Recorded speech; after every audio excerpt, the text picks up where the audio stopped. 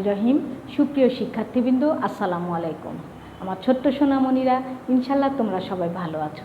আমিও আল্লাহর রহমতে এবং তোমাদের দোয়ায় ভালো আছি। সোনামণিরা, গত ক্লাসে একা একটি দুর্গ থেকে পড়িয়েছিলাম, তাই না? সেখান থেকে একটু প্রশ্ন শব্দের অর্থগুলো তোমাদের কাছ থেকে জানতে চাই। আচ্ছা, ভূষিত অর্থ কি বলেছিলাম বলো তো সোনা? ধন্যবাদ, অলঙ্কৃত। তারপরে সর্বোচ্চ অর্থ কি বলেছিলাম? সর্বশ্রেষ্ঠ। বীরশ্রেষ্ঠ শব্দের অর্থ কি বলেছিলাম? মুক্তিযুদ্ধে বীরত্বের জন্য দেওয়া বিশেষ উপাধি। অনেক অনেক ধন্যবাদ, খুব সুন্দর হয়েছে। আত্মদান শব্দের অর্থ কি বলেছিলাম? আত্মদান, নিজের প্রাণ উৎসর্গ করা। খুব সুন্দর হয়েছে। গোলা শব্দের অর্থ কি বলেছিলাম? গোল আকৃতি বিশিষ্ট পদার্থ। এবার বলো দেখি, অবধারিত অর্থ কি বলেছিলাম? নিশ্চিত। অবিরাম শব্দের অর্থ কি বলেছিলাম? একটানা। অনেক সুন্দর হয়েছে। অস্ত্রশস্ত্র অর্থ যুদ্ধ উপকরণ। খুব সুন্দর করে পড়েছো তোমরা, তোমাদের অনেক অনেক ধন্যবাদ। এবার আমরা আজকের পড়ায় ফিরে যাব। আজকে তোমাদের যে বিষয়টা পড়াবো সেটা হচ্ছে একা একটি দুর্গ থেকে অনুচ্ছেদ থেকে প্রশ্নের উত্তরগুলো পড়াবো। একটু মনোযোগ দিয়ে শুনতে হবে। একা একটি দুর্গ থেকে আমি তোমাদের শোনাচ্ছি। 17 এপ্রিল 1971 ভোর থেকেই পাকিস্তানি বাহিনী মুক্তিযোদ্ধাদের উপর গোলাবর্ষণ শুরু করলো।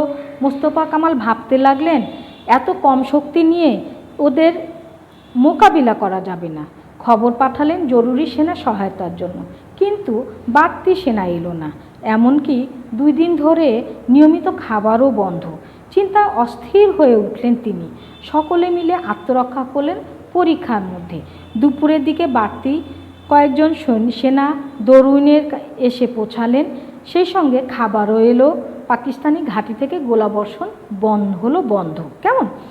তাহলে এখান থেকে ধরো তোমাদের প্রশ্ন হয়তো এরকম আসতে পারে যে মোস্তফা কামাল জরুরি সেনা সহায়তা চেয়েছিলেন কেন? 2টি বাক্যে লেখো।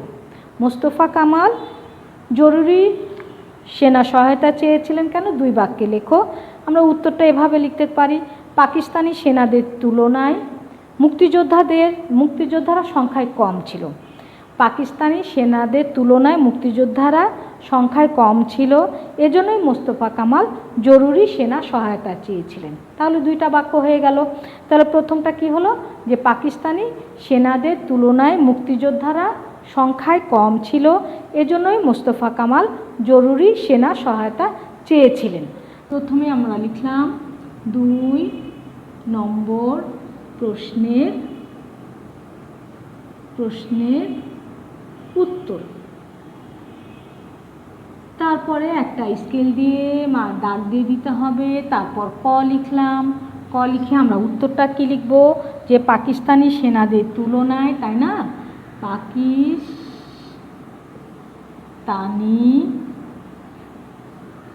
সেনাদের তুলনায়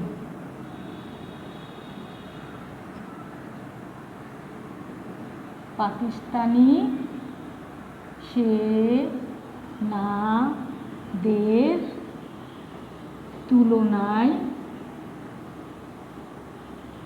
তুলনায় কি হয়েছিল? যে মুক্তিযোদ্ধারা, তাই না? মুক্তিযোদ্ধারা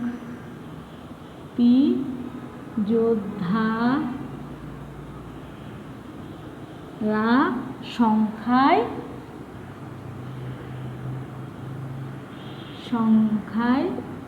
কম ছিল, তাই না? পাকিস্তানি সেনাদের তুলনায় মুক্তিযোদ্ধারা সংখ্যায় কম ছিল। তারপর কি বলছে? এজন্যই মোস্তফা কামাল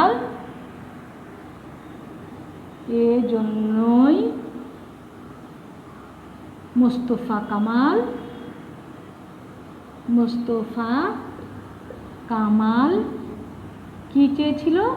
জরুরি সেনা সহায়তা চেয়েছিলেন, তাই না? জরুরি সেনা সহায়তা চেয়েছিলেন।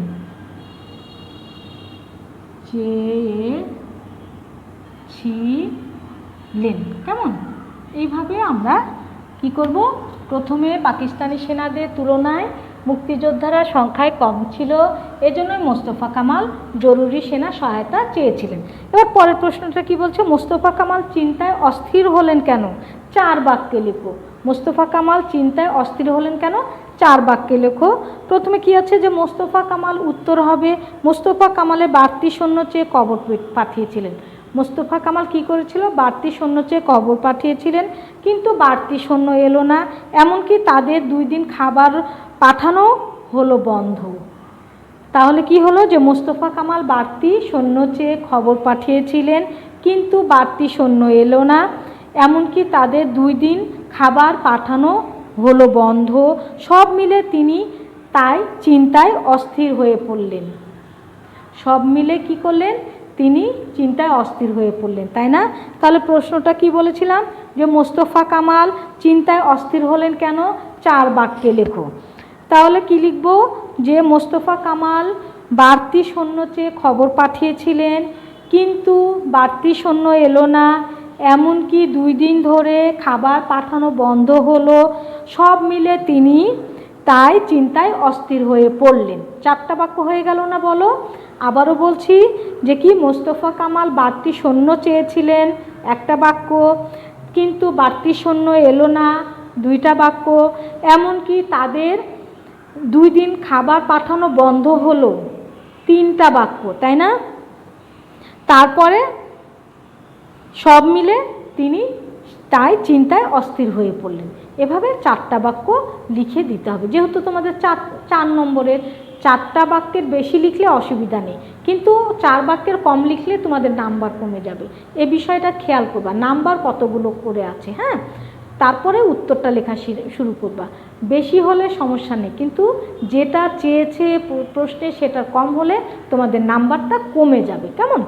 তারপরে বলছে যে তাহলে কি বলবো, যে মোস্তফা কামাল জরুরি সৈন্য চেয়ে বাড়তি সৈন্য চেয়ে পাঠিয়েছিলেন, কিন্তু বাড়তি সৈন্য এলো না, এমনকি তাদের 2 দিন ধরে খাবারও পাঠানো হলো বন্ধ। সব মিলে তিনি চিন্তায় অস্থির হয়ে পড়লেন, তাই না? তাহলে এবার বলো দেখি একজন, যে মোস্তফা কামাল জরুরি সেনা সহায়তা চেয়েছিলেন কেন? 2 বাক্যে। ধন্যবাদ। যে পাকিস্তানি সেনাদের তুলনায় মুক্তিযোদ্ধারা সংখ্যায় কম ছিল, এজন্যই মোস্তফা কামাল জরুরি সেনা সহায়তা চেয়েছিলেন। কেমন? এখানেও দেখো 2টা বাক্য আছে। তারপরেরটা দেখো যে কি বলছে, যে মোস্তফা কামাল চিন্তায় অস্থির হলেন কেন? 4 বাক্যে বলো। অনেক সুন্দর হচ্ছে, এই তো পারছো। হ্যাঁ, কি বললে? যে মোস্তফা কামাল বাড়তি সৈন্য চেয়ে পাঠিয়েছিলেন, কিন্তু বাড়তি সৈন্য এলো না, এমনকি তাদের 2 দিন ধরে খাবার পাঠানো হলো বন্ধ, তাই না?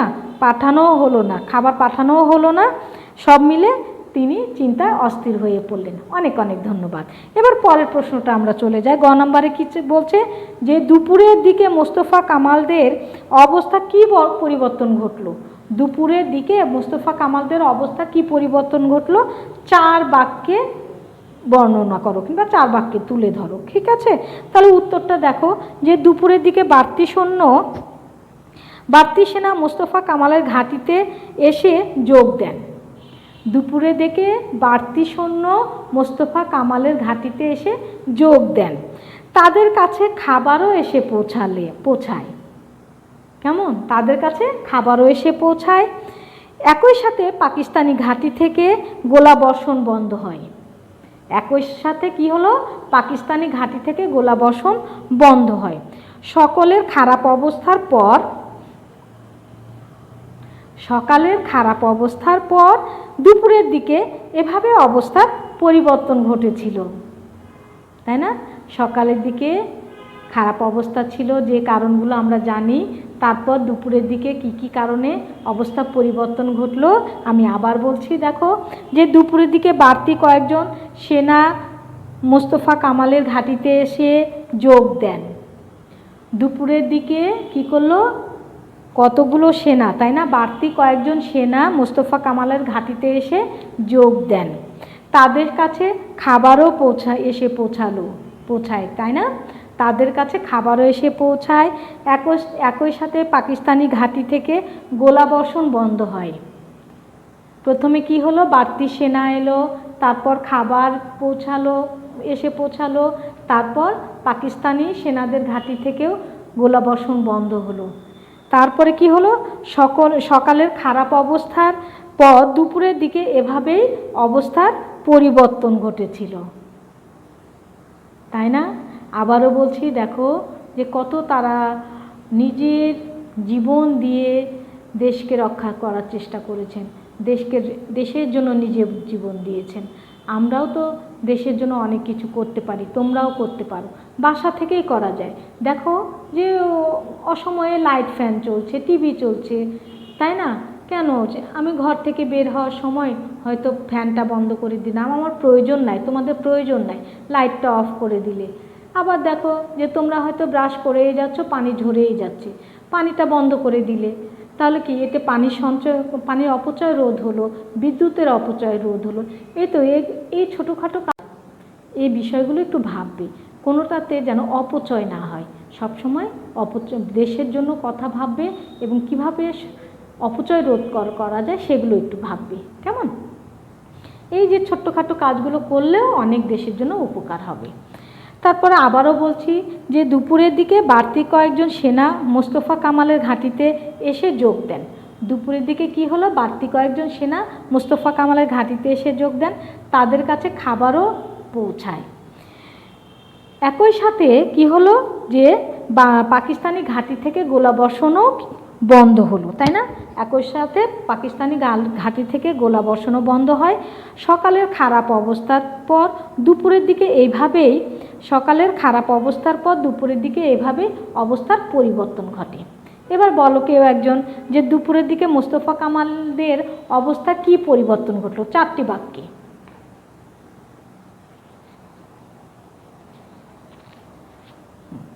খুব সুন্দর হয়েছে, এই তো সোনামণিরা।